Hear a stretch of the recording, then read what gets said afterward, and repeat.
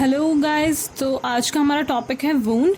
इस वीडियो में मैं type of wounds and the phases of wound healing के बारे में बात करूंगी। तो सबसे पहले डेफिनेशन, तो वूंड की डेफिनेशन है कि इट इज़ अ डिसकंटिन्यूटी और break in the surface epithelium. किसी भी सरफेस एपिथेलियम हमारी जो बॉडी में है उसमें ब्रेक और डिसकंटिन्यूटी को हम वूंड बोल रहे हैं। ये दो टाइप की हो सकती है। सिंपल हो सकती है अगर सिर्फ स्किन को इन्वॉल्व कर रही है, और कॉम्प्लेक्स हो सकती है अगर उसके अंडरलाइंग स्ट्रक्चर जैसे नर्व्स, वेसल्स और टेंडन्स को इन्वॉल्व कर रही है। Then the types of wounds, so we have 3 classification for wounds. पहला है क्लोज्ड एंड ओपन वूंड्स के बेसिस पे। तो क्लोज्ड वूंड्स में आ रहे हैं contusion, abrasion, haematoma, and open wounds में आ रहा है incised, lacerated, penetrating and crushed wound. ये आपने ऑलरेडी फॉरेंसिक मेडिसिन में पढ़ा होगा, तो it is the same thing over here कि कॉन्ट्यूजन क्या है कि माइनर सॉफ्ट टिश्यू इंजरी हो सकती है जिसमें हमारे स्किन में कोई ब्रेक नहीं है, या फिर मेजर इंजरी हो सकती है जैसे कि कोई व्हीकल रन ओवर हो रहा है किसी के ऊपर। जनरली यहाँ पे सिर्फ डिस्कलरेशन हो रहा है स्किन में, क्योंकि जो कलेक्शन है ब्लड का वो स्किन के नीचे हो रहा है। फिर दूसरा है एब्रेशन। इस वूंड में हमारी जो एपिडर्मिस है वो स्क्रैप हो जाती है, जिससे डर्मिस जो है एक्सपोज हो रही है स्किन की। एज एवरीवन नो कि 2 लेयर है, एपिडर्मिस एंड डर्मिस। तो जो एपिडर्मिस लेयर है वो स्क्रैप हो चुकी है, डर्मिस एक्सपोज हो गई है, और क्योंकि डर्मिस एक्सपोज हुई है तो साथ में नर्व एंडिंग्स जो है जो डर्मा पे प्रेजेंट है वो भी एक्सपोज हो गई हैं, जिसकी वजह से पेन क्रिएट हो रहा है। ये जो वूंड है, अब यहाँ पे क्लीनिंग, एंटीबायोटिक एडमिनिस्ट्रेशन और topical antibiotics and proper dressing की रिक्वायरमेंट होती है। Then what about haematoma? Haematoma is a collection of blood, जैसे नॉर्मली हम बोलेंगे haematoma, it is a collection of blood and it happens following an injury. It can occur spontaneously in patients who have bleeding tendency जैसे haemophilia. Depending upon the site, इसकी अलग अलग site हो सकती है। सबक्यूटेनियस अगर स्किन के नीचे ब्लड कलेक्शन हुआ है, इंट्रामस्कुलर अगर मसल्स के अंदर हुआ है, इंट्रा आर्टिकुलर अगर किसी जॉइंट के बीच में हुआ है, एंड सब पेरियोस्टियल अगर पेरियोस्टियम के नीचे हुआ है। और नी जॉइंट हेमेटोमा एग्जाम्पल दिया हुआ है कि एक नी जॉइंट हेमेटोमा जो है उसे हमें एस्पायरेट करना कंपलसरी होगा, it will need the aspiration. उसके बाद हमें कंप्रेस बैंडेज लगानी होगी। स्मॉल हेमेटोमास जो है वो ऑटोमेटिकली एब्जॉर्ब हो सकते हैं, अगर नहीं होंगे तो उनमें इन्फेक्शन के चांसेस इंक्रीज हो जाते हैं। Then talking about the open wounds, incised wounds. Incised wounds का नाम सुनते ही हमारे दिमाग में आते हैं कुछ शार्प ऑब्जेक्ट्स। तो यहाँ पे नाइफ, ब्लेड, ग्लास एक्सेट्रा इस टाइप के शार्प ऑब्जेक्ट्स इन्वॉल्व होते हैं। इस टाइप के जो वुंड होता है यहाँ पे एजेस जो है वो बहुत शार्प होती है और कंटेमिनेशन लेस लाइकली होता है। प्राइमरी सुचरिंग जो है वो ऐसे वुंड्स के लिए आइडियल होती है, और जो स्कार फॉर्मेशन जब होगा यहाँ पे तो उसमें नीट और क्लीन स्कार बनता है। लैसरेटेड वुंड जो है वो ब्लंट इंजरी के थ्रू होता है, जैसे कि suddenly we fall on a stone or due to the road traffic accident। जो edges होते हैं वो jagged होते हैं, spiky edges होते हैं, जो uplifted and spiky फॉर्म में होते हैं, उस टाइप के एजेस होते हैं। इंजरी जो है उसमें स्किन इन्वॉल्वमेंट हो सकती है, सबक्यूटेनियस टिश्यू इन्वॉल्व हो सकता है, समटाइम्स डीपर स्ट्रक्चर्स भी इन्वॉल्व हो सकते हैं। क्योंकि यहाँ पे जो ऑब्जेक्ट है वो ब्लंट नेचर का है, तो जो टिश्यू होंगे वहाँ पे क्रशिंग हो सकती है, जिसकी वजह से हेमेटोमा हो सकता है, ब्रूजिंग हो सकती है, और सराउंडिंग टिश्यू की नेक्रोसिस भी हो सकती है।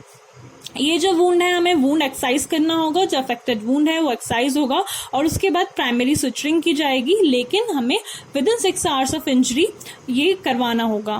Then penetrating wound. तो पेनिट्रेटिंग वुंड का नाम सुनते ही एक इमेज बनती है कि someone has stabbed someone. So ये जो है स्टैब इंजरी ऑफ एब्डोमेन सबसे नोटोरियस टाइप की पेनिट्रेटिंग वुंड होती है।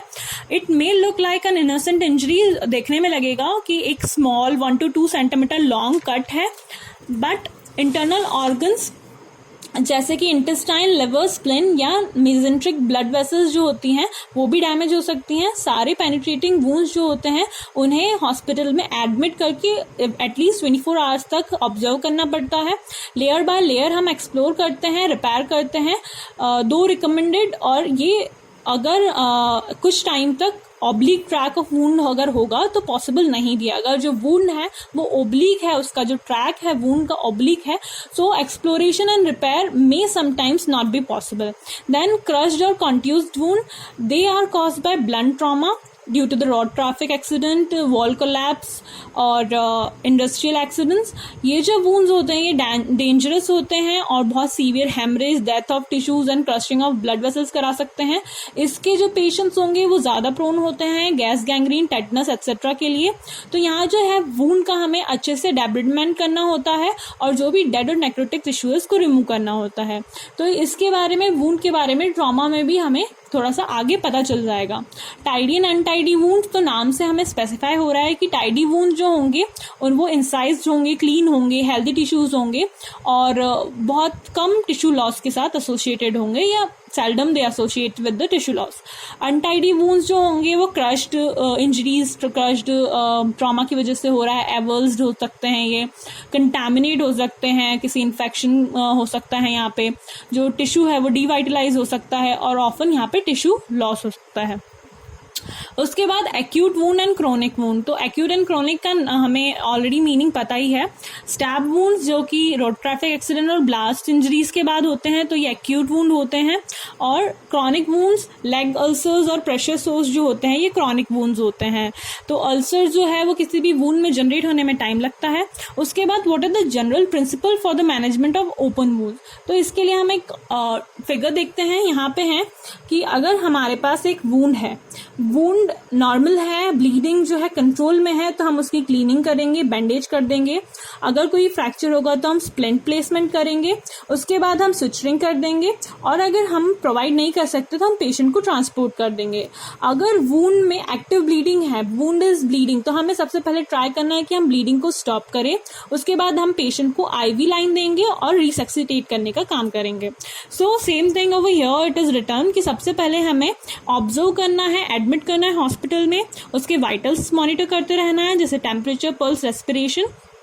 उसके वूंड में अगर कंटामिनेशन के हो रहा है तो हमें सिस्टमिक एंटीबायोटिक्स उससे प्रोवाइड करनी है, हमें टिटनस टॉक्सॉइड का प्रोफाइलैक्सिस इंजेक्शन देना है उसे, और हमें वूंड क्लीनिंग, ड्रेसिंग एंड सिचरिंग करनी है। उसके बाद हीलिंग ऑफ वूंड की बात करें तो हीलिंग बाय प्राइमरी इंटेंशन जो है वो क्लीन इंसाइज्ड वूंड में, जैसे सर्जिकल इंसिजन जहाँ पे there is only a potential space between edges present होती है, वहाँ पे हम जो है सर्जिकल इंसिजन देते हैं। इसकी वजह से, ये करने से क्या हो रहा है, हमें एक क्लीन, नीट और थिन स्कार प्रोड्यूस हो रहा है। हीलिंग बाय सेकेंडरी इंटेंशन क्या होगा, जहाँ पे भी वूंड इन्फेक्टेड है, पस डिस्चार्ज हो रहा है या फिर स्किन लॉस हो गया है वूंड के साथ, तो वहाँ पे अगली स्कार का फॉर्मेशन होता है, तो वहाँ पे हीलिंग बाय सेकेंडरी इंटेंशन होता है। Now what are the components of healing. So we have 4 phases of healing. सबसे पहला हमारे पास इन्फ्लेमेटरी फेज या फिर इसे लैग फेज बोलते हैं। यहाँ पे जो है मीडिएटर रिलीज होते हैं। मीडिएटर्स कौन कौन से हैं इन्फ्लेमेशन के, यहाँ पे ये हिस्टामिन है, मास्ट सेल है, ग्रैनुलोसाइट है। इन मीडिएटर्स के रिलीज होने की वजह से कैपिलरी परमेबिलिटी इंक्रीज हो जाती है। उसके बाद यहाँ पे काइनिन एंड प्रोस्टाग्लैंडिन रिलीज होते हैं जो कि कीमोटैक्टिक रोल प्ले करते हैं व्हाइट सेल्स और फाइब्रोब्लास्ट के लिए।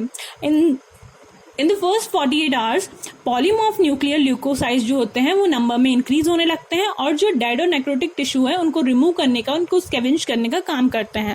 Then the second phase which is proliferative या कोलेजन फेज। तो between 3rd and 5th day, so up to 48 hours हमने देखा इन्फ्लेमेटरी फेज। उसके बाद 3rd and 5th डे में जो हमारे पॉलीमॉर्फ न्यूक्लियोसाइट्स थे जो कि इन्फ्लेमेटरी फेज में इंक्रीज होने लगे थे, यहाँ पे उनका नंबर डिक्रीज होगा, लेकिन अब जो है मोनोसाइट इंक्रीज होंगे और मोनोसाइट जो है वो स्पेशलाइज्ड स्कैवेंजर्स हैं।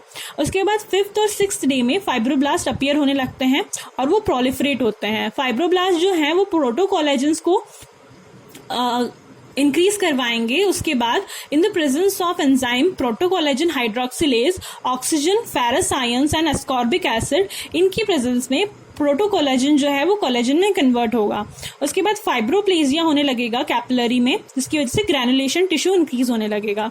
ये रिएक्शन है कि प्रोटोकोलेजन जो है वो प्रोटोकोलेजन हाइड्रोक्सिलेज एंजाइम की प्रेजेंस में oxygen, iron and vitamin C की प्रेजेंस में कोलेजन में कन्वर्ट होता है। उसके बाद हमारी ग्राउंड सब्सटेंस म्यूकोपॉलीसेकेराइड और फाइब्रोब्लास्ट का सिक्रीशन स्टार्ट हो जाता है। इन्हें हम कंबाइनली प्रोटियोग्लाइकेंस भी बोल सकते हैं। They help in binding of collagen fibres और दस जो वुंड है उसमें fibre gel and fluid system होता है। Fibre gel and fluid system collectively जो है वो आयरन रोड सीमेंट वाटर जो हम कंक्रीट स्लैब बनाने के लिए यूज करते हैं उसको रिजेंबल करता है। देन एपिथेलाइजेशन शुरू होता है। एपिथेलाइजेशन जो है वो मेनली एजेस, जो वुंड की एजेस है वहां से स्टार्ट होगा। इसमें सेल माइग्रेशन और सेल मल्टीप्लिकेशन स्टार्ट होता है। ये जो मार्जिनल बेसल सेल्स हैं वहां से स्टार्ट होगा। तो विद इन 48 आवर्स जो एंटायर वुंड है उसमें रीएपिथेलाइजेशन स्टार्ट हो जाएगा। व्हेन देयर इज वुंड, अब अगर हमारे पास जो वुंड है उसमें स्किन लॉस हुआ है तो स्किन अपेंडेजेस जो होते हैं वो भी एपिथेलाइजेशन में हेल्प करते हैं और स्लोली सरफेस के सेल्स जो होते हैं वो केराटिनाइज हो जाते हैं। फिर फेज थर्ड जो है वो है हमारा रीमॉडलिंग फेज। रीमॉडलिंग फेज या मैचुरेशन फेज जो है वो आफ्टर डे 4 स्टार्ट होता है और यूजुअली 14 डे तक चलता है।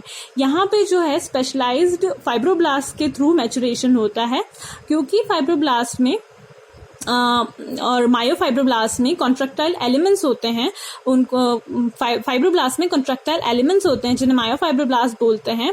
ये जो कॉन्ट्रैक्टाइल एलिमेंट है ये डिफेक्ट की साइज रिड्यूस कराने में हेल्प करता है, तो जिसकी वजह से वुंड हीलिंग इफेक्टिव हो जाती है। वुंड कंट्रैक्शन जो है वो जहाँ पे लूज स्किन प्रेजेंट है वहां बहुत इफेक्टिवली होती है, जैसे कि बैक में और ग्लूटियल रीजन में। लेकिन अगर हमारा टीबिया, शिन ऑफ टीबिया की बात करें या मेल्युलर सरफेस की बात करें तो वहां पे स्किन कंट्रैक्शन बहुत ग्रेटली रिड्यूस्ड रहता है। और हम अगर कॉर्टिकोस्टेरॉइड्स, इरेडिएशन और कीमोथेरेपी यूज करते हैं तो वुंड कंट्रैक्शन जो है वो डिले हो जाता है। Then connective tissue formation of the granulation tissue is most important and fundamental step in the wound healing. तो ये हम कंपेयर कर सकते हैं कनेक्टिव टिश्यू फॉर्मेशन को कंक्रीट स्लेब लाइंग से। उसके बाद फेज 4 जो है वहां पे स्कार फॉर्मेशन होता है। तो सिकेट्राइजेशन स्टेज जो हमने लास्ट ईयर ऑफ्थेल्मोलॉजी में पढ़ी थी, कंजक्टिवाइटिस वगैरह में, तो वहाँ पे भी सेम चीज चल रही थी। फेज ऑफ स्कार फॉर्मेशन में क्या हो रहा है, सबसे पहले फाइब्रोप्लेजिया और कोलेजन जो है वो इंक्रीज होने लगता है। वेस्कुलरिटी जो है वो कम हो जाती है, डिक्रीज हो जाती है। एपिथेलाइजेशन जो है वो कंटिन्यू रहता है।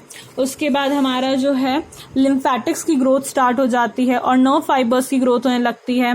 रीमॉडलिंग ऑफ कोलेजन होता है अलॉन्ग विद द सिकेट्राइजेशन, जिसकी वजह से स्कार फॉर्मेशन होता है। Then what can be the complication, तो मोस्ट कॉमन कॉम्प्लिकेशन जो हमारे माइंड में आता है जब हम वुंड डिस्कस करते हैं तो इट इज इन्फेक्शन। और मोस्ट कॉमनली जो इन्फेक्शंस होते हैं, मेजोरिटी ऑफ बैक्टीरिया जो होते हैं ये एंडोजीनस होते हैं। तो अगर हम पस या कल्चरल सेंसिटिविटी रिपोर्ट की बात करें तो उसके बेसिस पे हम एंटीबायोटिक्स अप्रोप्रिएटली सेलेक्ट कर सकते हैं। देन कॉम्प्लिकेशन में अगली स्कार फॉर्मेशन हो सकता है। अगर हमारा इन्फेक्शन है, जैसे हमने थोड़ी देर पहले देखा था, इन्फेक्शन की प्रेजेंस में स्कार जो है वो अगली हो सकता है। कीलॉइड है और हाइपरट्रॉफिक स्कार फॉर्मेशन हो सकता है। इंसिशनल हर्निया हो जाता है कभी कभी स्कार के प्रेजेंस में। वुंड एडिशंस हो सकता है। पिगमेंटेशन हो जाती है स्किन में। और मर्जोलेंस अल्सर हो जाता है। मर्जोलेंस अल्सर जो है वो एक टाइप का स्क्वैमस सेल कार्सिनोमा है जो आफ्टर फॉलोइंग वुंड और अल्सर हो जाता है। Thank you. नेक्स्ट वीडियो में इसके आगे कंटिन्यू किया जाएगा।